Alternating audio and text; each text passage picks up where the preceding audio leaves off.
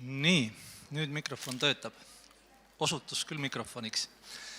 Head kolleegid, jätkame siis või alustame pealelõunase sessiooniga, kus on siis kavas 4 ettekannet ja esimese ettekandena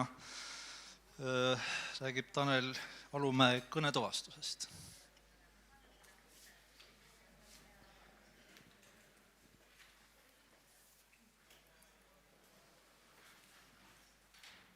Projekti nimi on siis kõnetuvastus, õigemini kõnetuvastus 2, sest see on jätkuprojekt eelmisele projektile, mille nimi oli kõnetuvastus. Asutus TTÜ Küberneetika Instituut, õigemini selle aasta algusest TTÜ Tarkvarateaduse Instituudi keeletehnoloogia labor. Praegused täitjad Kartilk ja Assadullah. Endised täitjad Kaarel Kaljurand, kes hetkel töötab Viinis põhiliselt kõnetuvastusega tegelevas firmas nimega Nuance ja kes osaleb endiselt vabatahtlikult projektis ilma tasu saamata. Ning Kairit Sirts, nüüd Tartu Ülikool, on samuti endine täitja. Projekti eesmärgid on eestikeelse kõnetuvastuse kvaliteedi üldine parandamine, eestikeelse kõnetuvastustehnoloogia tasuta ja koos lähtekoodiga kättesaadavaks tegemine, seda ka kommertsrakendusteks ning uute ja olemasolevate lõpptarbijatele suunatud kõnetuvastusrakenduste arendamine. Tulen tagasi selle kõnetuvastuse kvaliteedi progressi juurde, millest ma oma avaettekandes juba natukene rääkisin. Sellel graafikul on siis kujutatud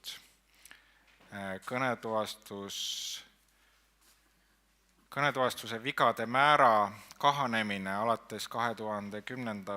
aastast, kusjuures kasutatud on siis sama testvallimit. Ja kui 2010. aastal oli vigade määr 28,6, siis 2007. aasta aprilliks on jõutud 11,8%-ni. Ja selle aasta eesmärk on tegelikult jõuda 10%-ni, mis on mõnevõrra parem, kui tegelikult oli selle projekti esialgne eesmärk. Selle projekti eesmärk oli tegelikult 13%, mis on juba saavutatud. Nagu näha, siis kõnetuvastuse kvaliteet hakkas hüppeliselt paranema alates 2012. aastast, kui me võtsime kasutusele sügavad närvivõrgumudelid akustilises mudelis, ning on siiamaani suhteliselt jõudsalt paranenud iga aasta. Peab tunnistama, et see paranemine on olnud kiirem, kui ma loota oskasin. Lisaks kvaliteedile on paranenud ka kõnetuvastuse kiirus, kui 2010. aastal oli selle 28,6% vigade saamiseks vaja kulutada 4 korda rohkem arvutiaega kui salvestuse enda pikkus, siis praeguseks on see kiirus suurenenud umbes 8 korda. Praegu kulub 100 minuti kõne transkribeerimiseks 60 minutit, ehk siis reaalajaline kiirus on 0,6. Seda tänu sellele, et kui 2010. aastal me pidime kõnelejale adapteerimiseks tegema 3 tuvastusfaasi, siis tegelikult nüüd tehakse kogu see tuvastust ära ühes faasis ja seda kõnelejale adapteerimist tehakse nii-öelda online režiimis.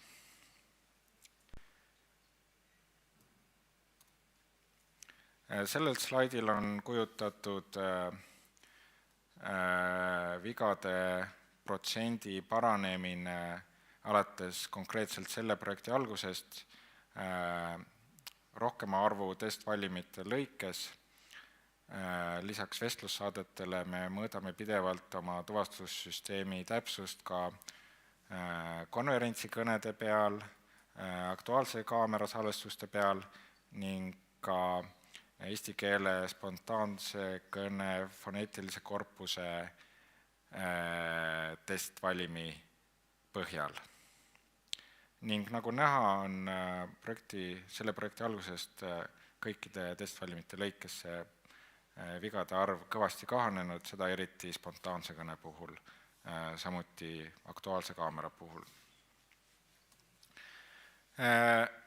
Mis on olnud tuvastuskvaliteedi paranemise taga? Üks tähtis põhjus on loomulikult see, et meil pidevalt lisandub uut treeningmaterjali, kuna meie laboril on üks teine riikliku programmi projekt, mis selliste materjalide tootmisega pidevalt tegeleb. Ja nagu ma ütlesin, siis väga olulisel kohal kvaliteedi paranemisel on ka sügavate närvivõrkude kasutamine, kusjuures see sügavate närvivõrkude teema on ka selline, mis areneb praegu maailmas väga kiiresti. Nii et praegu meil kasutatav närvivõrgu arhitektuur on kõvasti parem kui see, mida me kasutasime näiteks 2012 aastal. Sel aastal võtsime kasutusele sellised akustilised mudelid, mida rakendatakse põhimõtteliselt iga 3. kõnefreimi järel, ehk siis mitte iga 10 millisekundi järel, vaid 30 millisekundi järel, ja selgub, et nii saab kõnetuvastuse kiirus suurendada umbes peaaegu 3 korda, ilma et täpsus kaoks. Siis veel üks tähtis aspekt on see, et närvivõrkude puhul töötab väga hästi selline lähenemine, mis tekitab kunstlikult juurde treeningandmeid. Me saame võtta meie originaalsed kõneandmed ning teha neist mitu erinevat koopiat, mis on natuke erinevad sellest esialgsest. Näiteks me võime lisada neile müra, lisada neile ruumiefekte, samuti muuta 10% võrra aeglasemaks või kiiremaks seda kõnet, mis natuke muudab seda tajutavat kõneleja hääle karakteristikut, mis omakorda tagab selle, et see nende andmete diapasoon, mida närvivõrk oma treenimisel näeb, on suurem. Samuti eelmisel aastal võtsime kasutusele rekurrentse närvivõrgu keelemudelis, mis annab umbes 5–7% suhtelist vigade arvu vähenemist. Nii palju siis meie sellest baaskõnetuvastustehnoloogiast. Kõnetuvastustehnoloogia on, me kasutame seda mitmesugustes rakendustes, veebirakendused, olulisemad on meil Dicteeri, mis võimaldab reaalajalist kõnetuvastust, otse veebibrauseris, umbes selline, nagu me siin seinal näeme, aga selles Dicteeri rakenduses saab dikteerida ka kirjavahemärke näiteks ja muid selliseid asju, ja samuti see teeb numbriteks, mitte ei kirjuta nad sõnadega. Siis meie üks kõige vanimaid rakendusi on pikkade kõnesalvestuste transkribeerimissüsteem, samuti veebipõhine. See on selline, et kasutaja saab oma ükskõik kui pika põhimõtteliselt kõnesalvestuse meie veebiserverisse laadida ja meie süsteem saadab transkriptsiooni mitmes erinevas formaadis kasutajale e-mailile. ning alates süsteemi ülesseadmisest 2011. aasta alguses on seda kasutatud üle 3000 erineva kasutaja poolt ja transkribeeritud on üle 4500 tunni ehk siis üle 187 ööpäeva salvestusi. Ja kolmas selline veebirakendus on kõnesalvestuste brauser, mis on põhimõtteliselt selline kasutajaliides automaatselt transkribeeritud raadiosaadetele. Siin saab vaadata näiteks eilse päevakaja transkriptsiooni ja seda samal ajal kuulata. Samuti saab siin saadetest otsida. Ning selle rakenduse põhiline eesmärk on tegelikult see, et näidata lihtsalt, kui kaugel me oma kõnetuvastuse kvaliteediga oleme. Nagu näha, siin süsteem osadele kõnelejatele oskab määrata ka kõneleja nime. Ja samuti saab kuulata, seda vist praegu ei kuule eriti. Okay. Samuti oleme kõvasti tegelenud Androidi rakenduste loomisega. Kõige tähtsamaks rakenduseks on Kõnele nimeline äpp, mis põhimõtteliselt võimaldab kõnepõhist tekstisisestust suvalises Androidi rakenduses. Ta töötab klaviatuurina, mida on lihtne vajadusel aktiveerida ja kõnetuvastus toimib seal siis nii, et rakendus salvestab kõne, saadab selle serverisse ja server saadab tuvastatud kõne jupphaaval tagasi. Teiseks Androidi rakenduseks on arvutaja, mis on põhimõtteliselt kõnepõhine assistent, mis oskab paari lihtsat asja, nagu aritmeetiliste tehete tegemine, ühikuteisendused, valuutateisendused ja selle loomise eesmärk on luua näiterakendus, kuidas implementeerida keerulise serveripõhise grammatikaga kõnetuvastust. Üks vanemaid rakendusi on Diktofon, mis põhimõtteliselt ongi diktofon kõnesalvestuste tegemiseks, aga tal on ka tehtud salvestuste transkribeerimise funktsioon sisse ehitatud. Ning neljandaks rakenduseks on äpp nimega Inimesed, mis põhimõtteliselt lubab otsida kõne põhjal oma telefoni kontaktide nimekirjast ja selle loomise eesmärk oli teha näide sellest, kuidas implementeerida grammatikapõhist kõnetuvastust otse telefonis, ilma vajaduseta teha seda serveris. Kõik rakendused on tasuta koos lähtekoodiga ja suurepäraselt dokumenteeritud. Sama jutt on tegelikult nende veebirakenduste kohta, et kõik on vaba lähtekoodiga tasuta ja kasutatavad ka ärilisteks eesmärkideks. Üks asi, mis sai valmis eelmisel aastal, on selle Kõnele rakenduse ümberkirjutusreeglid. Ümberkirjutusreeglid on selle Kõnele rakenduse kasutaja poolt loodavad reeglid tuvastusteenuse poolt tagastatud tuvastustulemuse jooksvaks muutmiseks ja selle käskude rakendamiseks. Näiteks saab luua sellise reegli, et kui see tuvastatud lausung algab sõnadega tõlgi saksa keelde, siis kõik, mis tuleb pärast seda 3 sõna tõlgi saksa keelde, saadetakse Google Translate'i ja kästakse Google Translate'il tõlkida see saksa keelde. Samuti saab teha selliseid lihtsaid asju, et kui ma ütlen kutsuta elutoa tuled, siis tehakse mingi HTTP päring näiteks nutikodu serverisse, mis siis teostab vastava käsu. Reeglite kohta seda, et nad pole vaikimisi aktiveeritud, et neid saab kasutaja ise teha, et see ei ole väga keeruline ja dokumentatsioonis on palju näiteid.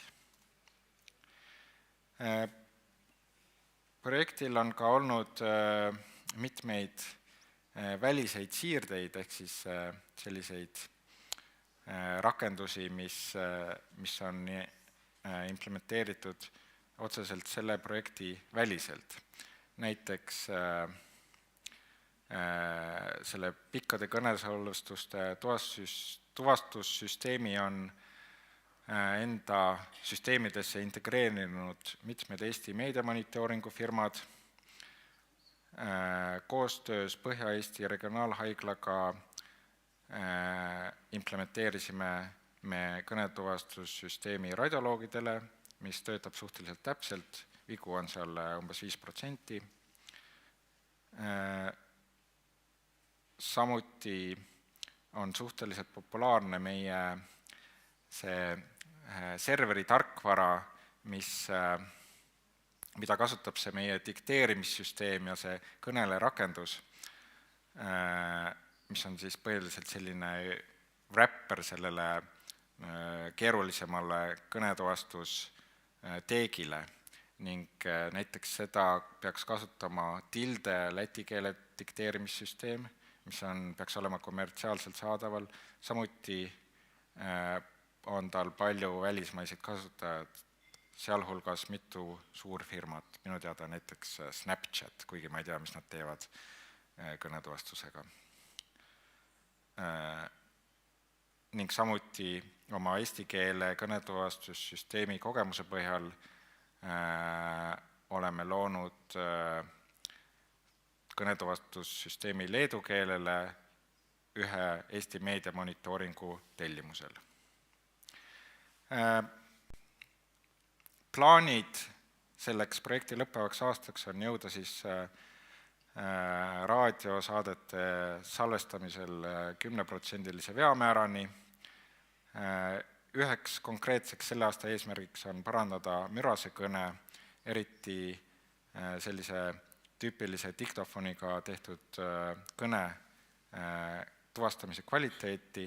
Näiteks hetkel on sellise kõne puhul vigu umbes 45%, kusjuures muidugi see sõltub tugevalt, et milline see diktofoniga tehtud salvestus reaalselt on, et kas see diktofon on olnud kuskil mürases kohvikus laua peal või istusid need inimesed diktofoni lähedal ja rääkisid suhteliselt selgelt, et sõltuvalt sellest on siis vigu kas alates 9–65%. Samuti on meil konkreetsed plaanid selleks, kuidas suurendada oma kõneleja nime identifitseerimise süsteemi katvust ja eesmärk on siis see, et kõik avaliku elu tegelased, näiteks poliitikud, teadlased, kes saavad raadios suhteliselt tihti sõna, et nende nimed oleksid puhtalt nende kõne põhjal identifitseeritavad. Et see võimaldab edaspidi teha siis seda, et otsida näiteks raadiosaadetest nii kõne sisu kui ka kõneleja isiku põhjal, et põhimõtteliselt, et kus keegi ütles midagi. Samuti on meil olemas konkreetsed plaanid selleks, et kuidas tuvastada selliseid sõnu, mida süsteemi sõnastikus ei ole. Et hetkel me ilmselt näeme, et selliste sõnade tuvastamine ebaõnnestub, ehk siis kui süsteem kohtub mingi sellise sõnaga, mida tema sõnastikus ei ole, siis tuvastatakse mingi sellise sõnaga sarnane sõna, et seda probleemi on ka kavas mingil määral lahendada. Aitäh! Aitäh!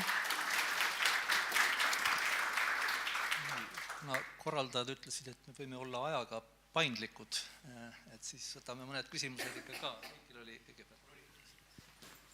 Mul oli selle viimase punkti kohta, et saad sa anda mingi vihje, kuidas te kavatsete seda teha?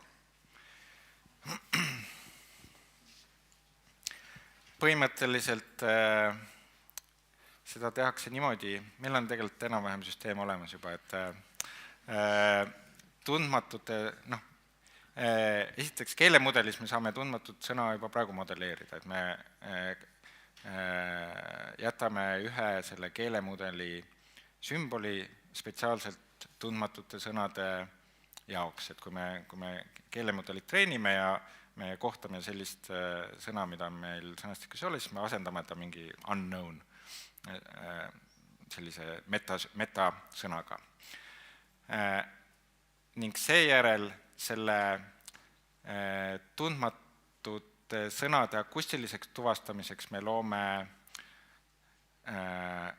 häälikupõhilise tuvastaja, mis on treenitud nii, et ta tuvastab paremini selliseid häälikukombinatsioone, mis on eesti keeles tüüpilised. Ehk siis see treenitakse sõnade foneetilise transkriptsiooni põhjal. Ja nüüd on, kui me hakkame tuvastama ning siis tekib selline tüüpiline situatsioon, et süsteem tuvastab normaalselt neid sõnu, mis on tal sõnastikus, aga mõnikord, kui tal keelemudeli seisukohast see sobib, siis ta tuvastab ka seda spetsiaalset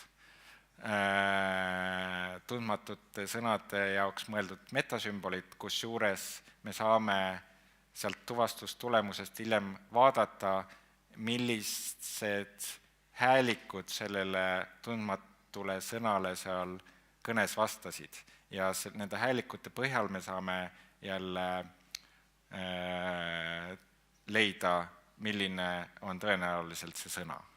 Ehk siis teha sellise mitte ortograafiast foneetilise transkriptsiooni teisenduse, vaid vastupidi. Ühesõnaga, see on selline segane seletus, aga ma ei oska seda... Jah. Ma tahtsin küsida, et kas selle mürase teksti või diktofoni teksti treenimiseks saate kasutada paralleellindistusi, et te võtate oma kõrge kvaliteetse heli, transkribeerite ära ja siis ütlete, et see on see märgendus, mis peaks olema mürase teksti peal.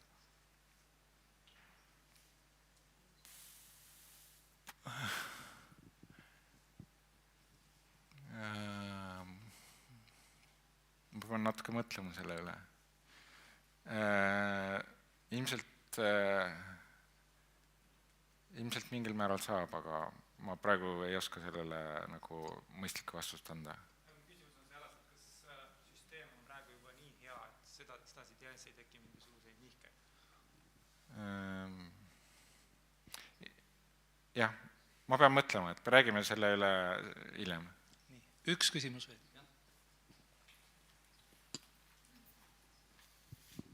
Ma tahtsin edasi minna sealt, kus Heiki oma küsimuse lõpetas, et tegelikult üks asi on seal ära tunda neid, ütleme, tundmatuid võib-olla eestikeelseid sõnu, aga teine asi, oletame, ja kui täna siin väga hästi välja tuli, et kui tekstis on kõneleja kasutab ingliskeelset või venekeelset, eks ju, väljendit, siis transkribeeritakse mingisugunegi lähedane väljend siia teksti, et kas seda varianti, et juhul, kui tuntakse ära, et on mitte eestikeelne väljend, sõna ja nii edasi, märgitakse ära, et mitte eestikeelne ja siis on kuskil olemas võimalus veel lausa võrrelda näiteks ingliskeelse, venekeelse mingisuguse sõnastikuga. Kas selline areng oleks võimalik? Kindlasti oleks ja see on kindlasti eesmärk. Iseasi on küsimus, et kui hästi ta praegu töötaks, aga teoreetiliselt ja tehniliselt seda saaks kindlasti teha ja kavatseme ka kindlasti kunagi teha. Nii, ma luban ise ka ühe küsimuse, et see, mida me siin täna näeme, et see on tegelikult minu meelest selline asi, mis peaks nagu väga paljudel suu lahti võtma, et see on igal juhul väga, väga kihvt demo, aga nagu sa oled öelnud, et kõnetuvastuse püha graal on ühistu koosoleku protokolli transkribeerimine või koostamine, et millal sa arvad, et see võimalikuks osutub? Nojah, põhimõtteliselt ma arvan küll jah, et on, tähendab mitte ainult transkribeerimine, vaid ka jah, et tehtaks kokkuvõte põhimõtteliselt nagu protokoll, eks ju. Ja me tegeleme kõikide nende nüanssidega seal, et mürane kõne, siis Autokar tegeleb siin põhimõtteliselt kokkuvõtete, automaatse kokkuvõtete tegemisega, nii et mulle tundub, et sinna on veel väga palju aega, aga kui arvestada, et minu viimase ennustused on olnud väga pessimistlikud, siis võib-olla rutem, kui me arvame, aga ei oska öelda. Suur tänu igal juhul.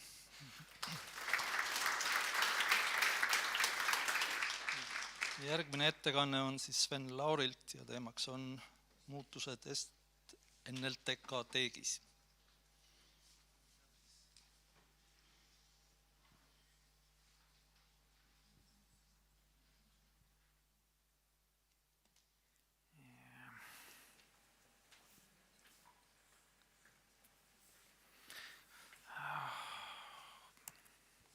Okei, mina olen siis Sven Laur, pärit Tartu Ülikoolist ja ma olen seotud ka tarkvaratehnoloogia arenduskeskusega. Ja STNLTK kui projekt on siis põhimõtteliselt võitlus nende kahe organisatsiooni vahel, selles mõttes, et tarkvaratehnoloogia arenduskeskusel on vaja tööriistu ja siis meie peame neid siis neile kuidagimoodi tarnima. Ja kõik selle projekti asjad on kättesaadavad siis GitHubist. Nüüd, mis STNLTK iseenesest on? Ta on 3 komponenti.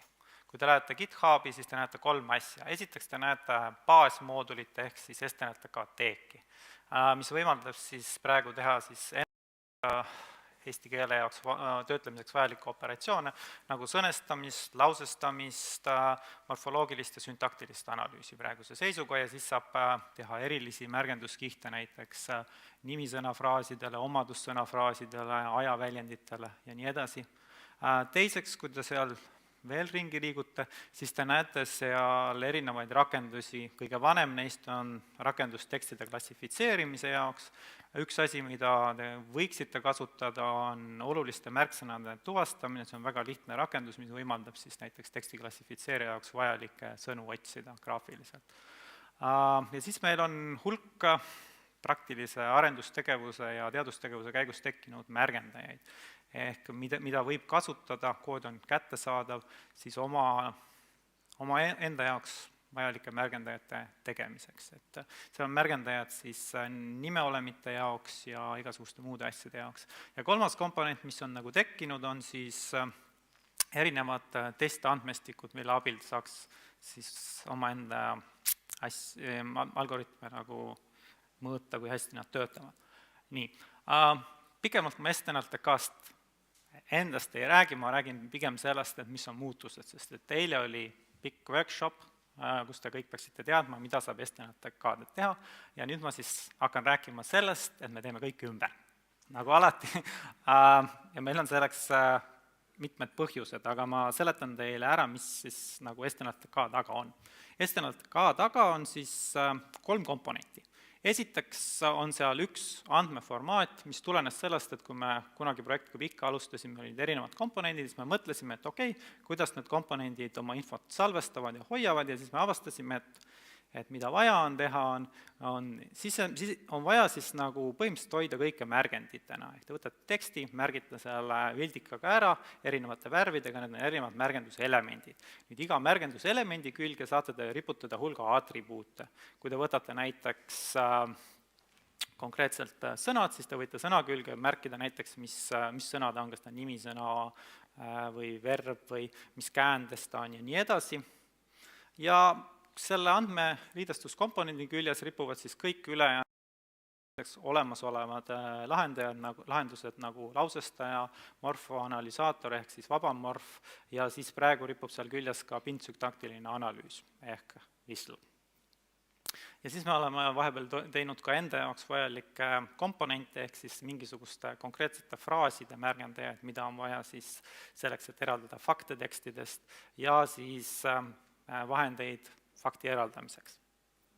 Nüüd, kui vaadata, kuidas see andmesalvestusformaat välja näeb, siis see näeb välja niimoodi, et teil on kihid. Teil on kihid, milles on kirjas, kus on paragrahvid, kus on laused, kus on sõnad ja siis, kui sõna all on hulk atribuute, see läheb asi keeruliseks, sellepärast et seal on morfoanalüüsi kirjeldav atribuut, siis on seal atribuut, mis kirjeldab, kuidas osa laused on moodustatud ja nii edasi. Ja see tekitab tegelikult mitmeid probleeme, millest me tahame lahti saada 1.6. Esimene asi on see, et sõnade kiht ja lausete kiht pole omavahel kuidagi seotud. selles mõttes, et sõnad, need on märgitud peale eraldiseisvalt lausetes, selles mõttes võib juhtuda olukord, et teil üks sõna ja kui te programmeerite, siis võib see tekitada tohutuid kummalisi nagu vigu, millest ta ei saa aru. Et see on see asi, millest me lahti tahame saada. Teine asi, mis juhtus, oli see, et kogu info paikneb sisuliselt ühes kihis. Selles mõttes, et tsentraalne objekt on sõna ja siis selle sõna küljes on morfoloogilised atribuudid, keerukamad atribuudid, NER-i atribuudid ja kõik see muudab selle väga segaseks, sellepärast et baasoperatsioonid on siis kihtidega, aga tegelikult tuleb rääkida atribuutideks, sest te tahate kätte saada morfoanalüüsi sees oleva alamatribuudi, mis on näiteks vorm. See kõik muudab seda keerukaks. Ja teine asi, või kolmas asi, mis alati ette jääb, on siis mitmesus. Kui me seda teeki tegema hakkasime, siis me teadsime, et mitmesus on. Ja mis me mõtlesime, et kõige lihtsam asi, kuidas seda lahendada, on siis see, et me ütleme, et atribuudil võib olla mitu väärtust. Aga muidugi nii kaugele me ei mõelnud, et et kuidas need erinevad atribuudid omavahel seotud on. See ripub praegu suhteliselt õhus. 1.6 toob juurde ühe asja. Kui teil on märgenduskiht sõnad või ükskõik milline muu kiht, siis te võite teist kihti kirjeldada selle kihi läbi. Ehk kui te olete lauses ära märkinud või tekstis ära märkinud sõnad, siis te võite öelda, et lause koosneb sõnadest 1, 2, 3, 4 ja 5. Mitte ei pea ütlema, millisest tähest kuhu ta hakkab. Ja see tagab siis selle, et laused ja sõnad on omavahel joondatud, et ei ole vastuolusid.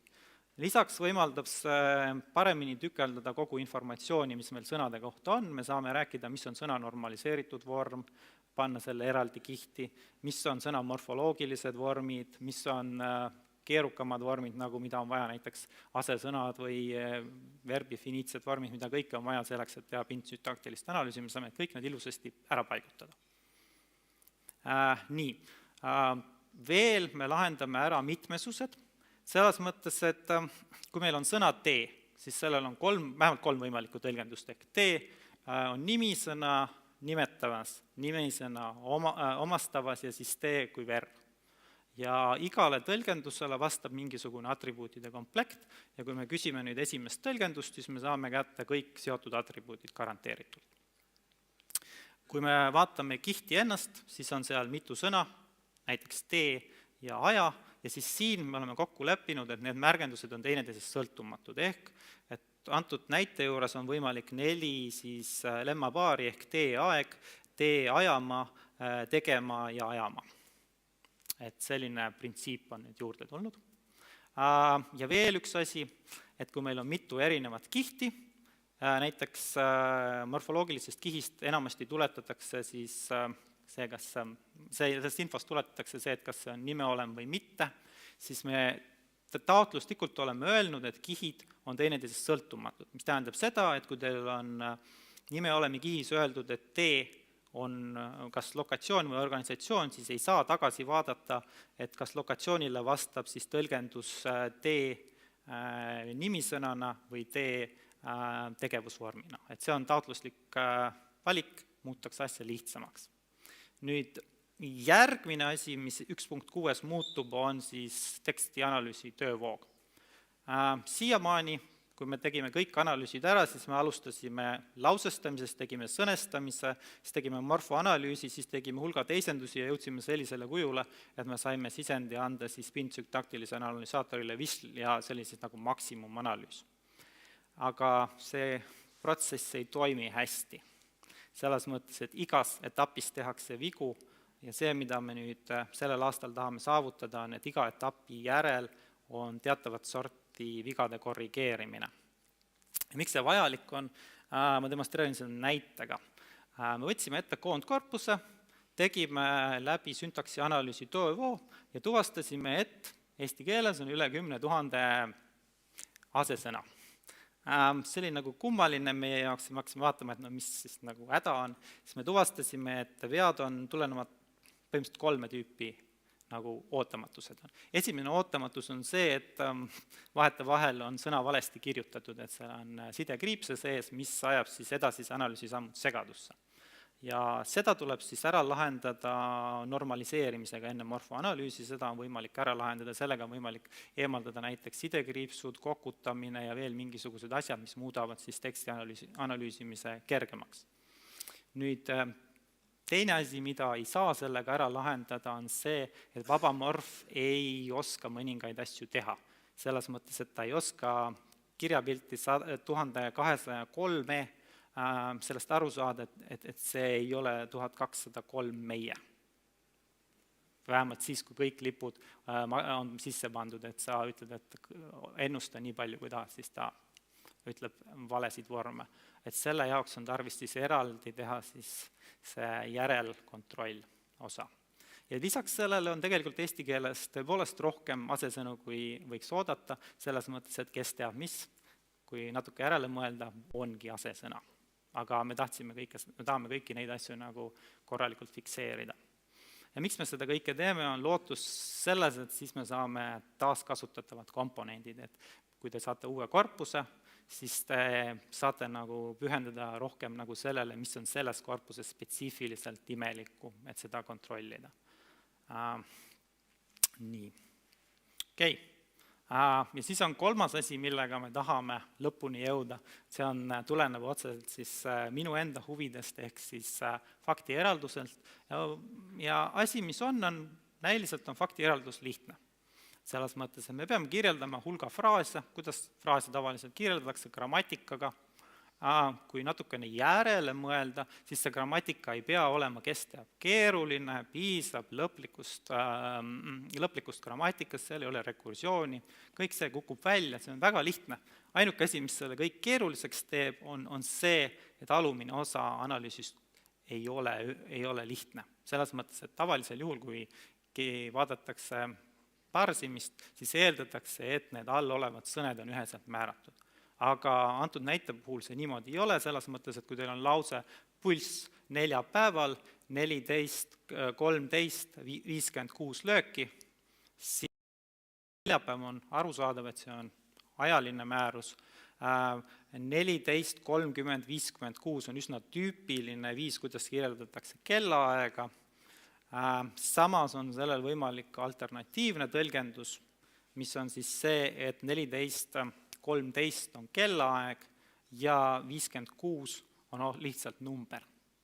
Ja kui te mõtlete sellest sõnastamise faasis, siis sel hetkel ei ole võimalik öelda, milline nendest tõlgendustest on õige. Et loomulik viis seda tõlgendust ära lahendada on siis grammatika parsimise ajal, mis muudab asjad keeruliseks, sest et tavaliselt kõik parserid eeldavad, et teil ei ole sellist tobedust ette näha, aga reaalselt see on ja see ongi siis see asi, millega me üritame sellel aastal tegeleda, et me saaksime selliseid asju lihtsalt kirjeldada ja lihtsalt analüüsida. Lisaks tuleb, kui te selliseid asju teete, tuleb ette ka see, et te tahate vahetevahel mõningaid reegleid prioritiseerida. Ja loomulik viis seda teha on, kui mina tulen natuke statistika poole pealt, on kasutada tõenäosusi, siis te saate erinevatele tõlgendustele anda tõenäosusi ja valida välja siis sellest kõige tõenäolisema või küsida näiteks seda küsimust, et kui palju esimese kahe tõlgenduse tõenäosused erinevad ja nii edasi vaadata. Ehk see võimaldaks teil nagu öelda, et okei, sellel faktil on selline tõlgendus või teine tõlgendus. Okei, võtan siis lühidalt kokku. Head asjad, mis juhtuvad, on see, et STLTK liides ühtlustub. Et paljud asjad muutuvad standardsemaks, lihtsamaks, kuna meil on lihtsalt olnud mitu aastat kogemust, kuidas peaks tegema ja nüüd me teeme selle siis niimoodi ära. Kui te programmeerite, siis kaovad ära need kummalised vead, mis tekivad ja mitte keegi ei saa aru, kuidas tuleb, sellepärast, et me tagame rohkem kooskõla erinevate asjade vahel. siis me lubame, et me sellel aastal üritame liidestada STNLTK erinevate veebipõhiste analüüsikeskkondadega. Mis tähendab seda, et kui te tahate kasutada STNLTK-d, siis me loodame jõuda niisugusesse faasi, et me saame veeblihti arendajatega kokkuleppele, et te saate veeblihti keskkonda panna üles teksti ja siis saab standardanalüüsi seal läbi jooksutada. Ja seal siis graafiliselt seda teha. See on piisavalt võimekas nagu keskkond, et sellega nagu lihtsamad asjad ära teha, et kui sealt kaugemale minna, siis ilmselt on teil vaja siis tegelikult õppida Pythonit programmeerima. Kui keeleliin ka edasi läheb, siis loodetavasti ka keeleliini arendajatel on lihtsam, kui me teeme need vastavad teisendused ära, mis muudavad liidestamise siis veebikeskkondadega lihtsamaks. Ja positiivne asi on ka see, et me jõuame siis nüüd lõpuks sinnamaani, et me saame selle kõik operatsioonid hästi ära kaetud loodetavasti sõnestusest kuni syntaksi analüüsini. Et siiamaani on see syntaksi analüüs 1.4 niimoodi eksperimentaalne, aga me tahame jõuda sellesse seisu, et me usume, et kõik need sammud, mis seal eelpool tehtud on meie jaoks parimal võimalikul viisil esitatud. Halb, mis juhtub, on see, et liides muutub. See tähendab seda, et kõik, kes te olete investeerinud palju aega ja vaeva selleks, et programmeerida 1.4 vastu, teil võib juhtuda see olukord, et te peate asju ümber programmeerima. Selle vastu kahjuks ei saa midagi teha. Veel, kui te kasutate 2.7 Pythoni versiooni, siis te enam seda kasutada ei saa, sest 1.6 toetab 3.5. Ja nagu alati, kui see asi välja tuleb, siis tema funktsionaalsus on väiksem kui 1.4. Seetõttu jooksevad need kaks versiooni paralleelselt, et te saate valida, kumba te kasutate. Okei, ma siinkohal ka lõpetaks.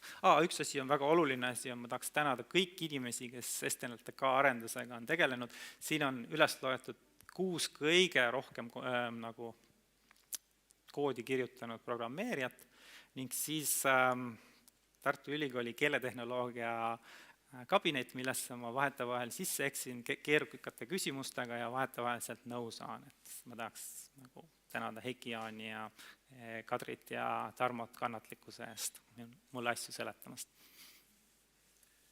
Aitäh! Küsimusi? Jälle Heiki? Ma ei tea, kas ma sain nüüd õigesti aru, et kui alguses selleks analüüsi elementaarseks üksuseks justkui oli täht, siis nüüd on selleks sõna. Mitte päris nii, selles mõttes, et kui keegi tahab, siis ta võib kasutada baaskihina on kõik asjad, mis on tähepõhised. Aga kui sa tunned, et sa tahad informatsiooni riputada külge sõnade külge, siis sa ei pea tegema tsirkust, et seda teha. Ja kui sa nüüd tunned, et sa tahad mingit informatsiooni riputada külge näiteks lausete külge ja rääkida lausete gruppidest, siis sa saad moodustada ka lausete gruppe, ehk see hierarhia on siis nagu hierarhiline, et sa saad kihi alla tekitada kihi ja nii edasi. Nii, veel küsimusi? Ja. Lihtsalt üks selline tehniline küsimus, et versioon tuleb nüüd 1.6, miks mitte kasutada semantilist versiooniseerimist ja nummerdada ta siis juba nüüd 2.0-ga, et majoritest? Ma ei julge veel öelda, et see on 2.0, sest ma tahaks jõuda... Jah, aga ma tahaks öelda, et kui tuleb 2.0, siis see on see hetk, kus me oleme liidesega rahul ja me seda eriti enam ei muuda. Okei, aga jah, võiks ka nii teha, aga kuna me otsustasime kunagi, et see tuleb 1.6, siis ta tuleb 1.6. Kui palju oli eile seal tööpajas osalejaid? See on küsimus Tagele. Tage, palju neid oli?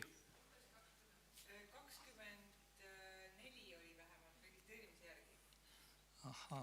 Ja oli väga palju huvi ja minu meelest väga meeldiv õhkkond.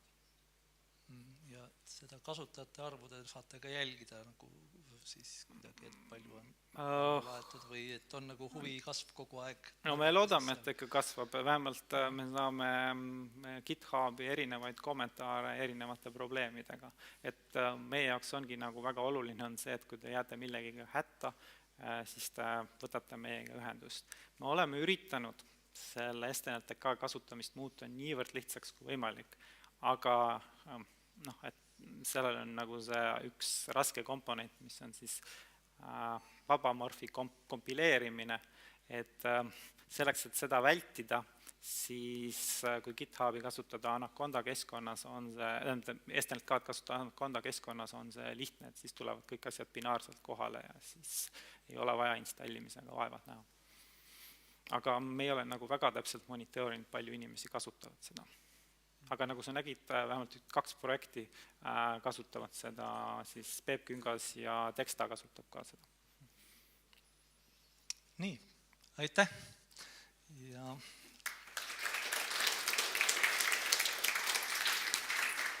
järgmine jutt siis tulebki Teksta teemal ja Raul Sirel.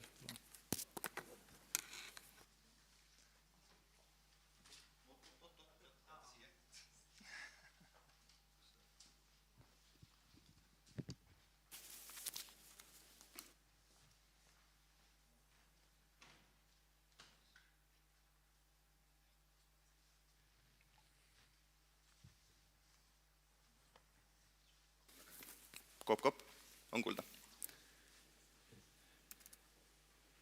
Nii, tervis siis ka minu poolt. Et räägiks siis lühidalt paari sõnaga Tekstast. Et kuivõrd, font on puudu. Aga kuivõrd meil oli möödunud, või tähendab eile oli workshop, siis ma väga tehnilistele detailidele ei keskendukski ja natukene räägiks sellest, et mida head me oleme Tekstaga siis teinud. Alustame muidugi kohustusliku slaidiga. EKT number on 68, nimetus oli töövahendite raamistik tekstikorpusest teadmuse tuletamiseks. Praeguseks lõppenud projekt ning teostajad on siin ilusasti allkirjas meil. Projekti eesmärgiks oli siis, tahab ära kukkuda, oli välja töötada selline raamistik, töövahendite keskkond, kus siis saaks analüüsida vaba teksti. Ja selle tulemusena tekkis siis selline asi nagu Teksta toolkit. Siin on ka väike screenshot. Ma praegu tehnilistele aspektile ei keskendu, kes tahab pärast Tekstat näha, siis demo alal saab meiega tutvust teha. Veel taustaks nii palju, et Teksta OÜ on siis keeletehnoloogia startup, mis on võrsunud tarkvara TAK-ist. Ma ei tea, meie kohta on öeldud, me oleme esimene keeletehnoloogia startup Eestis, ma ei ole päris kindel, aga esimeste seas kindlasti vist. Võit. Ja üheks meie siis eesmärgiks on Teksta edasiarendamine, et kuivõrd EKT 68 viidi läbi tarkvara TAK-is, siis nüüd selle jätkuarendus toimub Teksta OÜs. Ja siis lisaks Teksta arendamisele töötame välja ka selliseid tekstapõhiseid töövahendeid, mida ma kohe tutvustan, ning pakume klientidele siis ka tekstianalüütikat teenusena. Igasuguseid erilahendusi ehitame neile. Ja üks selline erilahendus, mille me tegelikult tegime, oli interneti kommentaaride filtreerimiseks. Probleem oli siis selline, et meil oli klient, möödunud aastal tuli meelde probleemiga, et kommentaariumis käib tohutul läbu. Tahaks kuidagi korrigeerida seda. See on selline klassikaline teksti klassifitseerimise ülesanne, eks ole. Paraku asja tegi raskeks see, et normaalseid treeningandmeid ei olnud. Kuivõrd moderaatorid kustutavad teemasid ja teemalõimesid väga meelevaldselt, siis kustutatakse ka täiesti normaalseid postitusi. Ja see kustutamise akt kui selline ei saa enam olla märgenduse aluseks. Ja sestap meil oli siis mingisugust teistsugust lahendust vaja. Siis me kasutasime Tekstat ja treenisime Teksta abil keelemudelid, mis siis võimaldasid meil hakata ise märgendust tekitama. Et näiteks, kuivõrd meie ülesanne oli ebasobivat kommentaare tuvastada, siis me alustasime näiteks pagulastest. Siin on selline näide, et kui me näiteks paneme sisendiks pabulane, see on eesti keeles uudissõna, 2 aastat tagasi veel seda ei olnud, siis hakatakse meile soovitama ka alternatiive, mis on siis kontekstuaalselt sarnased. See võib hästi naljakas olla, aga see on reaalne keelekasutus. Et selles suhtes, et see tuleb täiesti interneti kommentaariumidest, sedasi inimesed meil Eestis kirjutavad. Nii kurb, kui see ka ei ole. Ja sedasi, kui me nüüd suudame võimalikult palju selliseid märksõnu tuvastada, mis siis näiteks antud juhul on suunatud pagulaste solvamisele, siis me saame juba selle alusel alamkorpuseid koostada. Ja kui me nüüd selle alusel hakkame oma mudelit treenima, saame me juba oluliselt paremini kätte selliseid näiteks rassistlikke kommentaare või siis samuti ka näiteks vägivalda õhutavaid kommentaare. Siis klient sai enda kasutusse pisikese API, nii et järgmine kord, kui te lähete kommenteerima, siis teate, et me loeme kõik üle. Ja kui keegi näiteks siis tahab öelda midagi sellist näiteks, siis öeldakse, et ei, see potentsiaalselt on ropp, samuti ka on seal üritatud midagi peita, eks ole. Et sellist kommentaari läbi ei lasta. Läksime veel siis sammu kaugemale, vaatasime ajalooliselt, kuidas sellised kommentaarid ajas jagunevad ja keda siis üldiselt, ütleme siis, inimgruppidest kõige rohkem solvatakse. Et meil olid kasutada siis 2 aasta kommentaarid 2014 algus kuni 2015 lõpp. Ja me tuvastasime väga hõlpsasti 3 sellist inimgruppi, kes kõige rohkem vatti said, ütleme ausalt.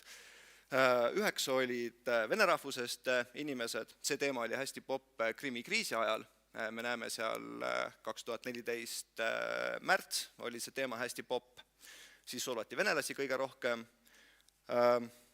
Hilisemal ajal siis muutus populaarsemaks seksuaalvähemuste solvamine, seda siis eeskätt seoses kooselusseaduse vastuvõtmise ja esimese lugemisega Riigikogus. Ning 3. selline väljapaistev grupp olid siis immigrandid või ütleme siis uusimmigrandid. Ja siin tuleb eriti ilusasti välja see, et kui enne 2015. aasta kevadet siis kedagi pagulased väga ei huvitanud, siis järsku muutus väga aktuaalseks, sest see nüüd markeerib seda pagulaskriisi algust. Ja samuti tegelikult eraldi sündmusena on ka tuvastatud tegelikult vaokeskuse põleng. Et see on siis see, mis tegelikult kõige rohkem kirgi kütab Eestis. Vabandust. Teine selline oluline projekt, mis me oleme viimase aasta jooksul läbi viinud, on Textaloo. Õigemini ta on projekt, aga tegelikult on ta ka nii-öelda teenus. Probleem on siis selles, et Eestis on tohutult palju vabatekstilisi andmestikke, mis on õigusteadlastele kasulikud, juristidele üldisemalt, ent need on veebis laiali pillutatud, nad ei ole masinloetavad, enamasti mingisugused PDF-id, HTML-i on natukene, dokki on kõike, isegi digidokke leiab dokumendi arhiividest. Ja meie mõte oli siis kõik need kokku koguda ja teha ühes keskkonnas tekstas siis klientidele kättesaadavaks.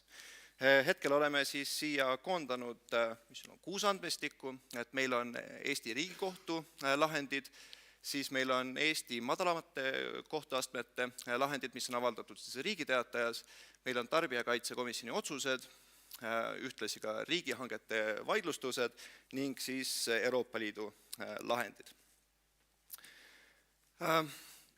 Jah, ühest küljest on tore, me saame nüüd neid otsida, aga teisest küljest tahtsime teha midagi rohkemat kui lihtne otsing.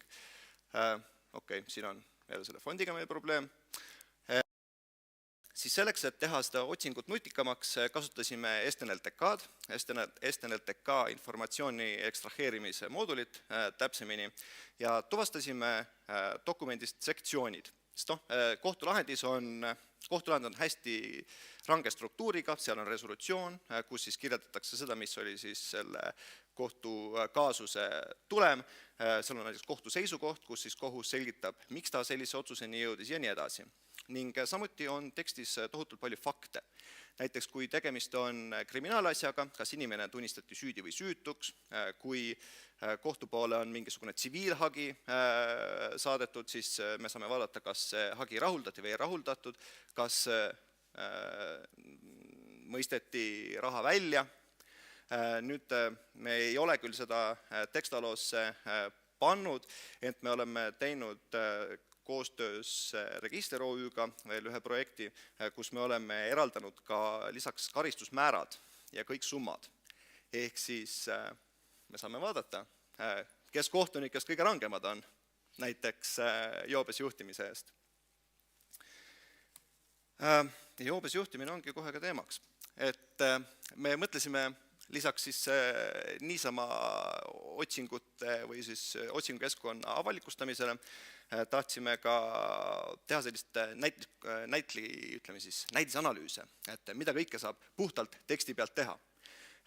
Siis võtsime need Eesti kohtulahendid ja vaatasime, et kui palju oli süüdi mõistvaid otsuseid joobes juhtimise eest. Praegu hästi popp teema, eks ole, Justiitsministeerium võitleb selle vastu tulihingeliselt. Ja me saame näiteks normaliseerida need otsingu tulemused näiteks üle ütleme siis elanikkonna. Ja siin me näiteks näeme, et 1000 elaniku kohta on näiteks Valgamaal kõige enam süüdimõistmisi. Aga kui me nüüd normaliseerime sedasi, et me vaatame, kui palju üldiselt süüdimõistmistest on seotud joobes juhtimisega, ja siis läheb pilt juba oluliselt huvitavamaks. Sest siit me saame juba näiteks vaadata, et iga teine süüdimõistev lahend, mis tuleb Kuressaare kohtumajast, on juuades peaga sõitmise eest. Ja sisuliselt peaaegu sama olukord on ka tegelikult Võrumaal. Et sinna meie kohtade raha tegelikult lähebki. Et see on siis see otsingu liides, mis me oleme avalikuks teinud juristidele, siin peatuda rohkem ei ole tarvis. Ja siis muidugi käesolev aasta. Et käesoleval aastal on meie EKT number 108. Meie eesmärgiks on siis teksta tööriistakomplekti edasi arendada ja juurutada.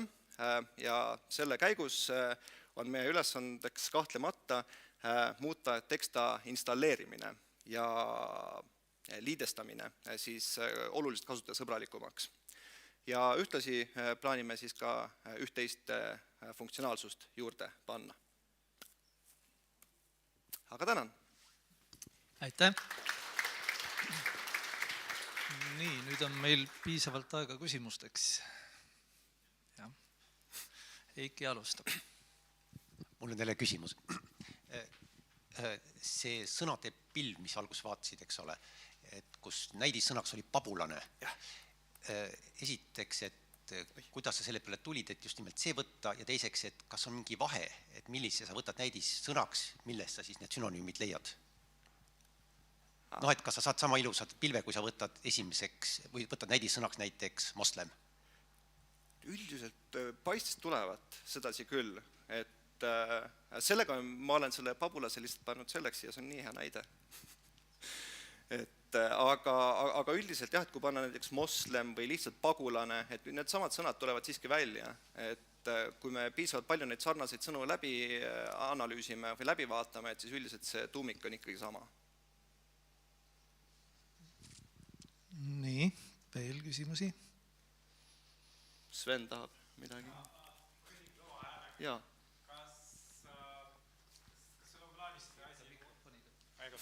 Kas on plaanis muuta see teadmine mingisuguseks vandesõnade sõnastikuks nagu CurseNet või midagi taolist, mida saaks hiljem kasutada?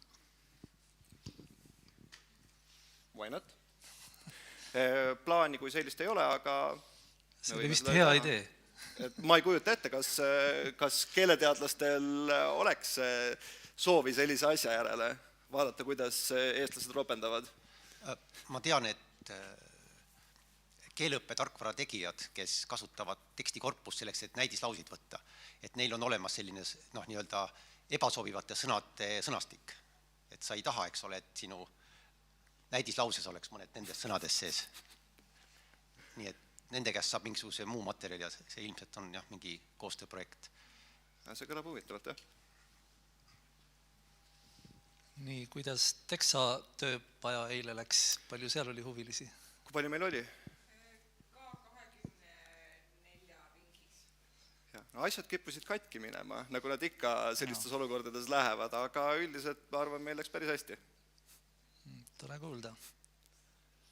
Alati on sellistel üritustel infrastruktuuriga probleeme. Küll kukub server maha, küll on mõni nupp kadunud. Nii, kui rohkem küsimusi ei ole, siis täname veel kord. Aitäh! Ja oleme jõudnud selle sessiooni viimase ettekandeni. Lea Kübar räägib siis kõnetuvastuse toe lisamisest kõneravi keskkonnale.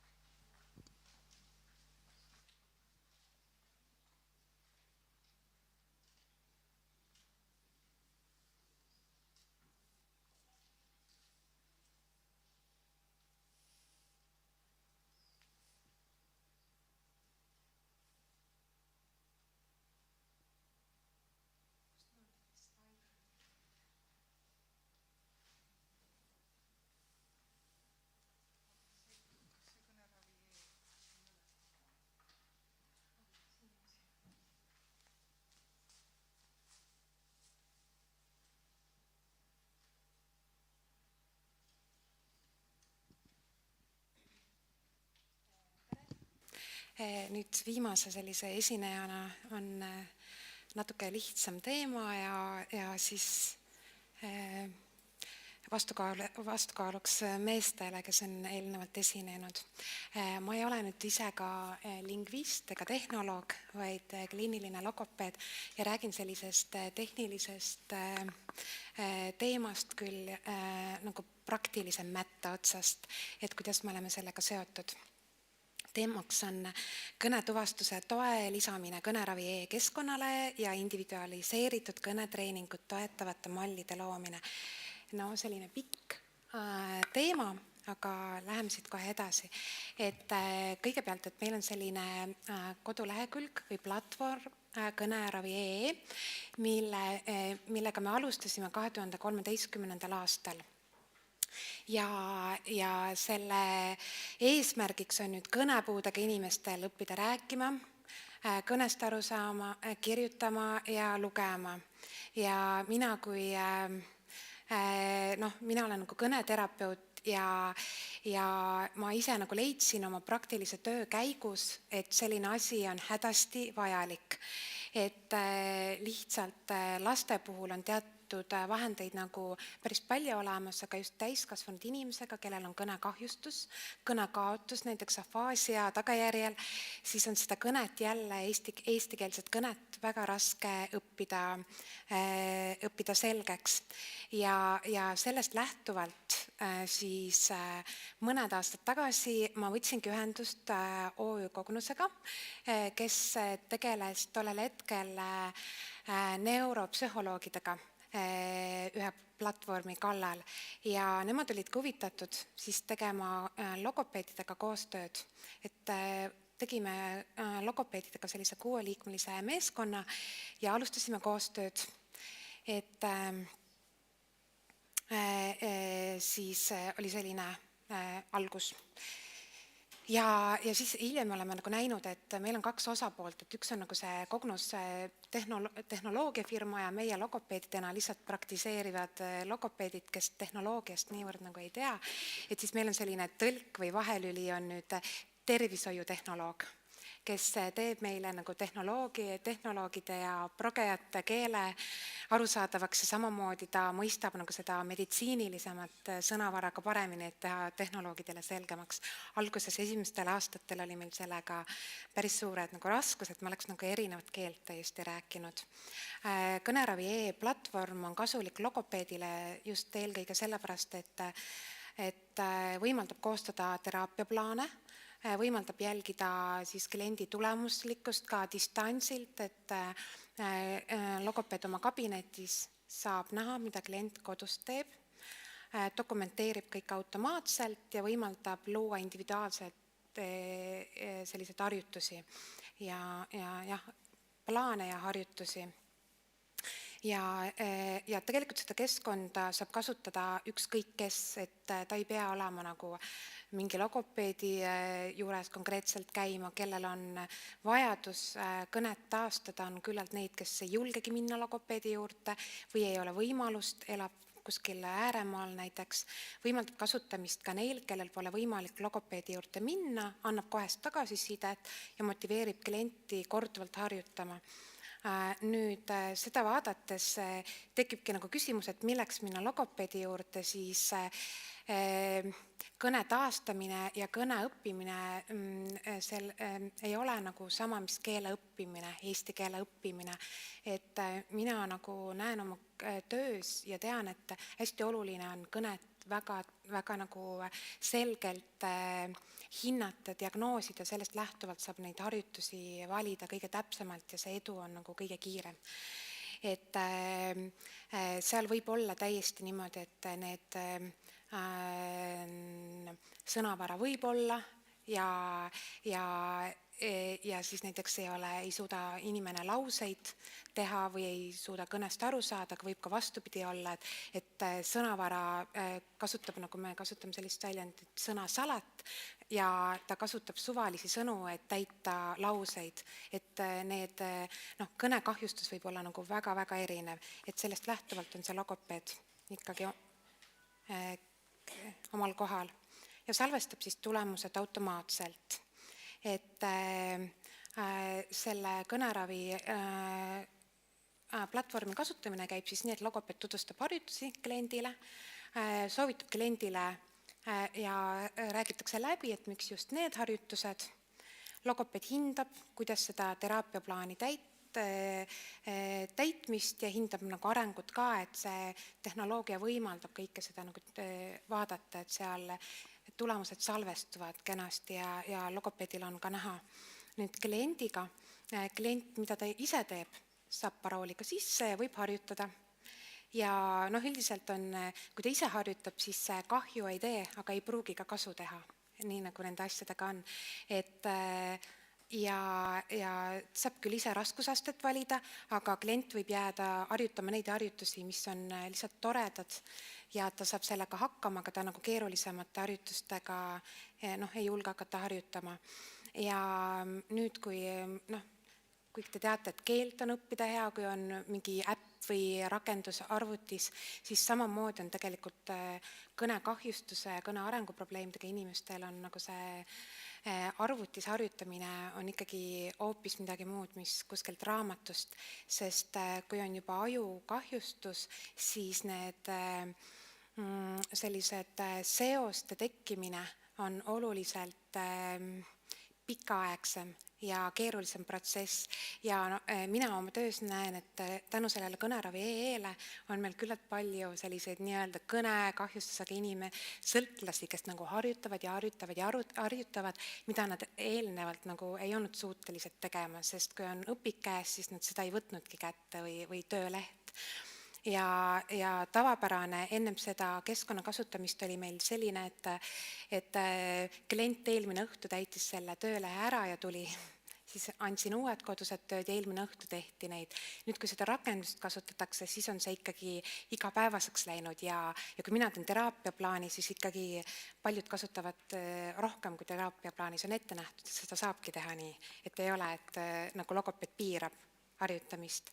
Keskkond ise on siin selline, et on nagu näha, et minul on praegu ees on plaan, logopeed saab määrata nädalate, päevade kaupa, mis harjutused, kui palju, mis mahus, kellaaeg ka ja kliendile tuleb nagu teada, et seda ja seda harjutada.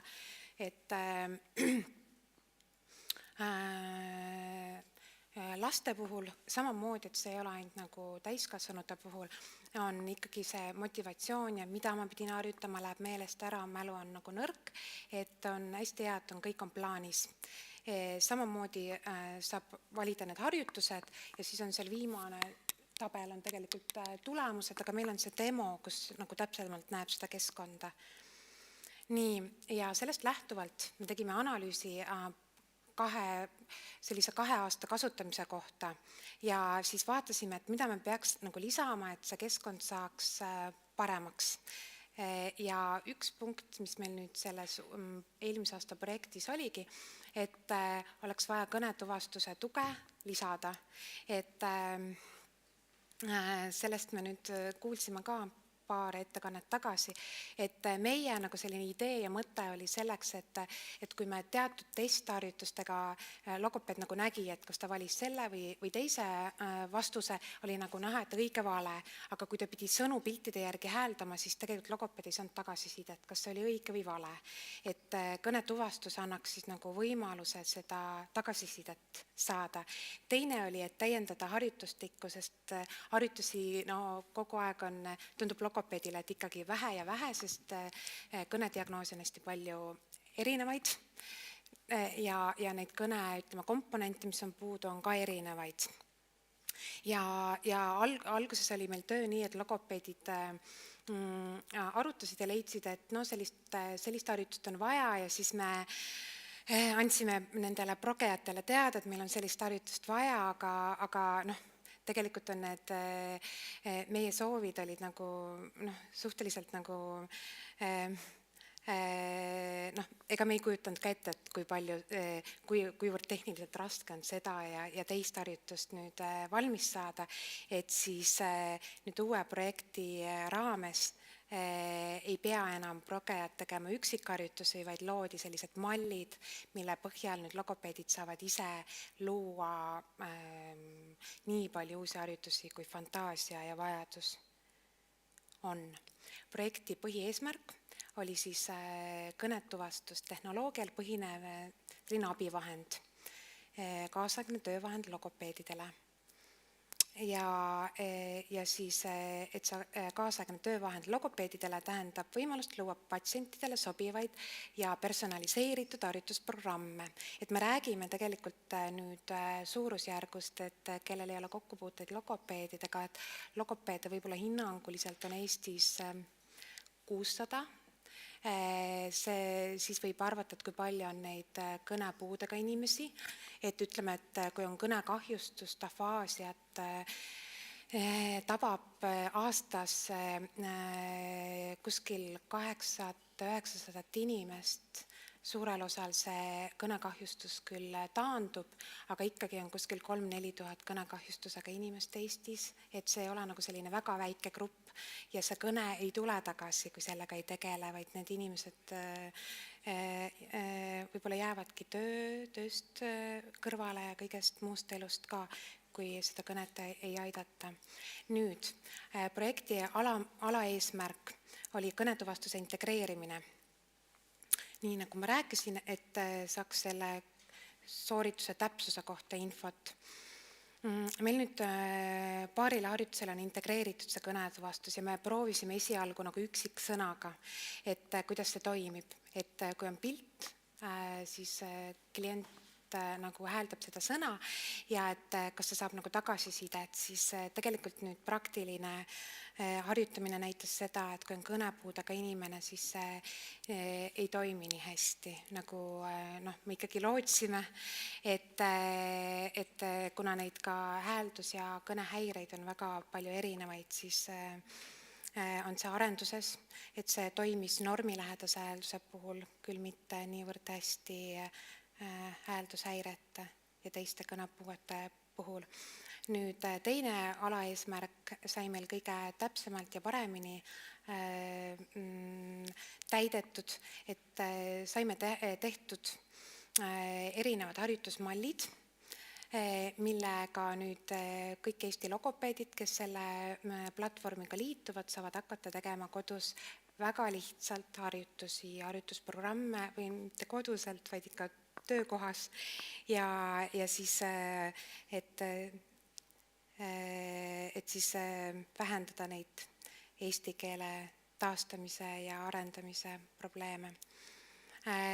Meil nagu laias laastus tehti 5 uut harjutusmalli, millel on sellised variandid, et on nagu 10, et seal on nagu on selline piltide ja sõnade rühmitamine, reastamine, järjestamine ja siis mul on peaks olema üks näide ka, et seal on näiteks üleval on pilt ja seal all on sõnakaardid, logopeed lihtsalt salvestab need, valib pildi, kus meil on andmebaasis on päris hea valik pilte, valib sinna alla sõnad ja siis vastavalt sellele harjutuse kirjeldusele siis ta saab nagu teha, et kas pildiga sobimatu sõna peab klient leidma või siis võib kasutada hoopis lauses liigse sõna leidmine või pildiga sobiva sõna leidmine või pildiga sobiv kirjapilt, et neid harjutusi saab väga palju erinevaid.